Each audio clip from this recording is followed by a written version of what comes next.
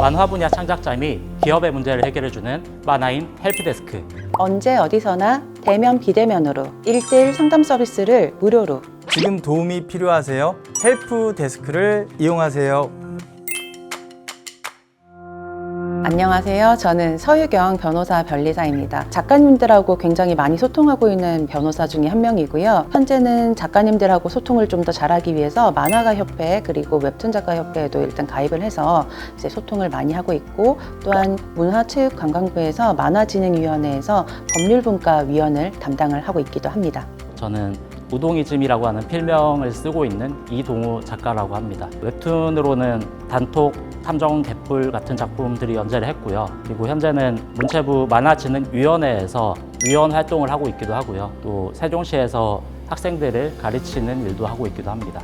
저는 한국웹툰산업협회 회장이자 만화 웹툰 협회 총연합의 회장을 맡고 있습니다. 그리고 95년도에 데뷔를 해서 현재까지도 꾸준하게 창작 활동을 해오고 있고요. 만화가 협회 회장인 신일숙입니다. 43년차 작가가 되는 거고요. 네이버 수요 웹툰의 만우의 딸들을 연재하고 있습니다.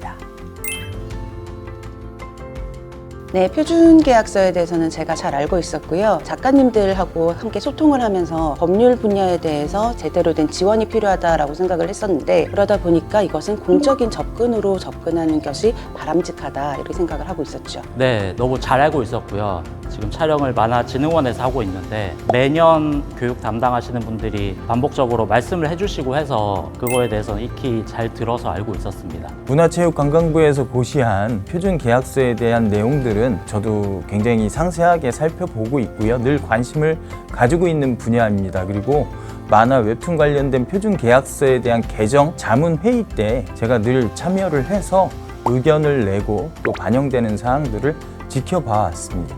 네, 알고 있었습니다. 아주 초기부터는 사실은 잘 몰랐었는데 만들어지고 있다는 사실을 중도부터 알게 돼가지고 적극적으로 개입해서 변경하는 데 많이 일조를 했다고 생각합니다.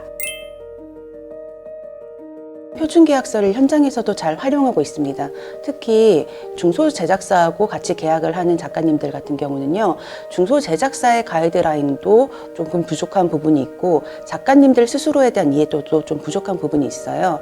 그럴 때는 이 두 주체들 간의 이해를 돕기 위해서 표준계약서의 가이드라인을 제시를 하고 서로 이해를 돕는 그런 역할로 잘 활용하고 있습니다. 저뿐만이 아니라 실질적으로 많은 웹툰 관련 기업에서 표준계약서를 적극적으로 사용하고 있는 걸로 알고 있고요. 저희 역시 표준계약서를 사용하고 있습니다. 다만 현재 표준계약서가 여러 가지 케이스에 대한 다양한 상세 경우들을 모두 포함하고 있진 못해서 그 부분들에 대해서는 일부 수정을 하거나 특약을 하는 형식으로 보완하고 있는 것으로 알고 있습니다.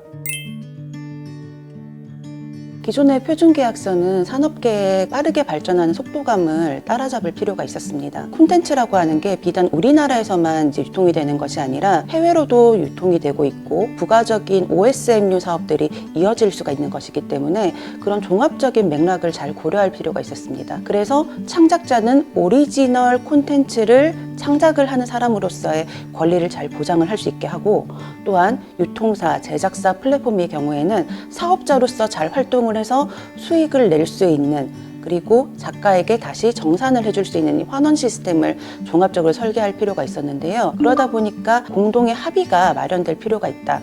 그 부분을 중요하게 우리가 다루게 되었던 것이죠. 표준계약서에서는요, 첫 번째로는 이 복잡 다단한 유통 산업 생태계에 따라서 2차적 저작물 작성권에 따른 이용 허락 혹은 양도에 관한 내용들이 정확하게 좀 마련이 된 부분이 있고요. 법률적인 관점에서 가장 의미가 있고 가장 뿌듯한 내용 중에 하나는요, 바로 쉴 수 있는 권리, 휴재권이에요. 휴재권이라고 하는 것은 기존의 작가님들이 연재를 시작을 하면은 작품이 완결될 때까지 질주할 수밖에 없는 그 상황이 있었는데요. 창작 생태계에서는요, 우리가 1년에 4번 정도는 쉴 수 있는 것 아니냐라고 하는 그 부분들에 대한 요구가 좀 나왔었는데요. 그 부분을 2번 정도로 하거나 혹은 1년에 한 14일 정도로는 우리가 공적인 기준에서 한번 마련을 해놓고, 또한 이것이 기존에는 창작 노동이라고 하는 게 노동권 측면에서 이게 법적으로 설명이 되는 거야 라고 하는 반발도 많이 있었어요. 그 부분에 대해서 쉴 수 있는 거야. 이것은 표준계약서에서 끌어올려서 공적인 담론에서 인정을 하는 개념으로 할 거야 라고 하는 우리가 합의를 이뤄낸 거죠. 그래서 이 휴재권이라고 하는 것은요, 이제 작품하면서 정기적으로 쉴 수가 있습니다. 그리고 이렇게 쉬면서 조금 더 좋은 콘텐츠를 만들 수 있는데 노력을 해주세요 라고 할 수 있는 명분이 또 생긴 것이고요.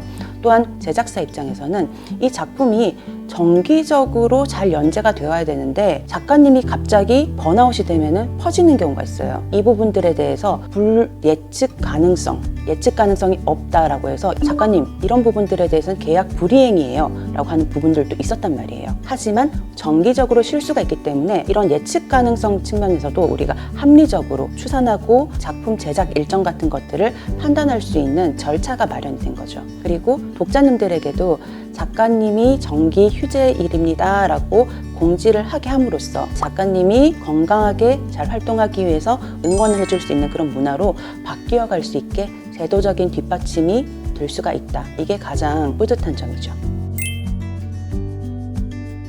사실 우리가 관행이 뭐예요? 라고 질문하면요, 각자가 이해하는 관행이 달라요. 만화와 웹툰 생태계에 있어서도 회사가 이해하고 있는 업계 관행과 각 회사마다 이해하고 있는 업계 관행이 또 달라요. 이런 부분들에 대해서 상호 오해가 있단 말입니다. 그리고 자기가 이해를 정확하게 하지 못한 관행이라고 하는 것은요, 결국 내가 납득을 하기 어려운 부분들이 있기 때문에 이것은 불공정하구나 라고 하는 지점으로 연결되게 되고요. 결국에는 이 부분이 분쟁으로 이어지게 됩니다. 혹은 뭐 갑질에 대한 폭로 이런 것들로 이어지거나, 혹은 이런 것들이 서로에 대한 비방 사건, 명예훼손 사건, 업무방해 사건 이런 것들로 연결이 되게 돼요. 그래서 이런 부분들은요, 관행이라고 하는 것에 의존하기보다는요, 우리가 글로 이해하는 것이 가장 명확하다라고 하는 취지에서 남긴 것이고요. 잘 몰라서 질문했는데 그게 관행이에요 라는 이 답변을 받게 되면요, 사실 물음표가 생길 수밖에 없습니다. 그렇게 물음표가 생길 수 있는 영역은요, 우리가 질문을 하고 이해를 받기 위해서 설명을 해주는 그런 합리적인 단계로 끌어올리자라고 하는 것이 바로 이 계약서에서 중요한 취지 중에 하나였습니다.